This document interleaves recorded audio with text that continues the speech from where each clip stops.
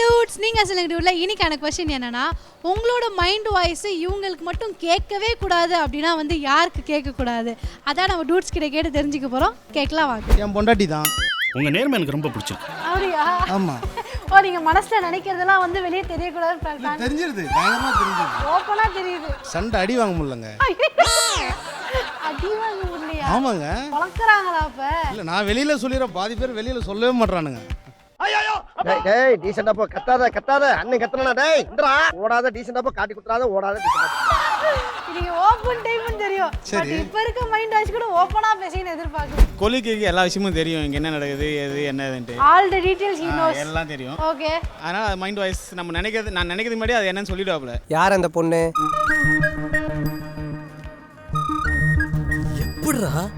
பரவாயில்ல சொல்லு, யாரவா? இப்படி ஒரு வேவ் லெங்த் அவங்க ரெண்டு பேருக்குள்ள. ஏன்னா ஒரு 4-5 இயர்ஸா இருக்கும் இங்க, அதனால தெரியும். இல்ல எனக்கு தெரிஞ்சு பாத்தீங்கன்னா 2 பேர் இருக்காங்க.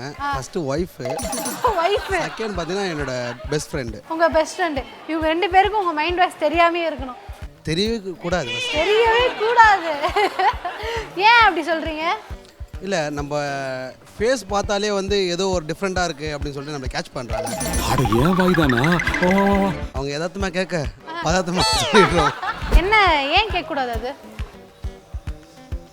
பின்னாடி பிரச்சனை ஆயிடும் வேற எதுவும். அப்படியே அவ்வளோ பேசுவீங்களா மைண்டுக்குள்ள?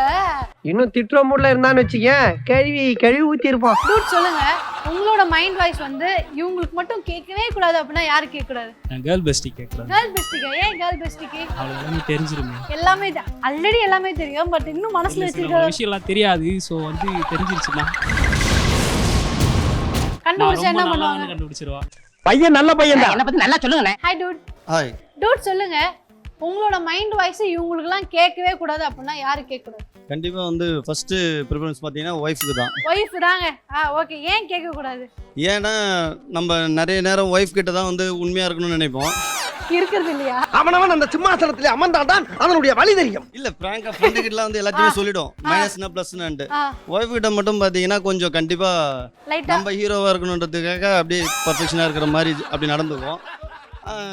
ஆனால் வந்து ஒரு பஸ் ஸ்டாப்லையோ இல்லை வேற ஒரு இடத்துல நம்மள அறியாமலே நம்மளுக்குள்ளே இருக்கிற ஒரு ஏன்டா என் வாயை பிடிக்க உண்மையெல்லாம் வர வைக்கிறீங்க?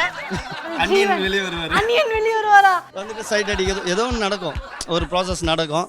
அது வந்து கண்டிப்பாக வந்து அந்த நம்ம மனசில் இருக்கிறது கண்டிப்பாக ஒய்ஃபுக்கு தெரியக்கூடாதுன்னு நினைப்பேன். தெரிஞ்சிச்சுன்னா அவ்வளோதான். மாபனே உனக்கு பேட்டர் தாண்டி டண்டனக்குன டண்டக்குனக்குன டண்டனக்குன டண்டனக்குன ரண்டரக்குன ரண்டகரக்குன ரண்டரக்குன ரண்டகரக்குன. கண்டிப்பாக நீங்க சொல்லுங்க டியூட்.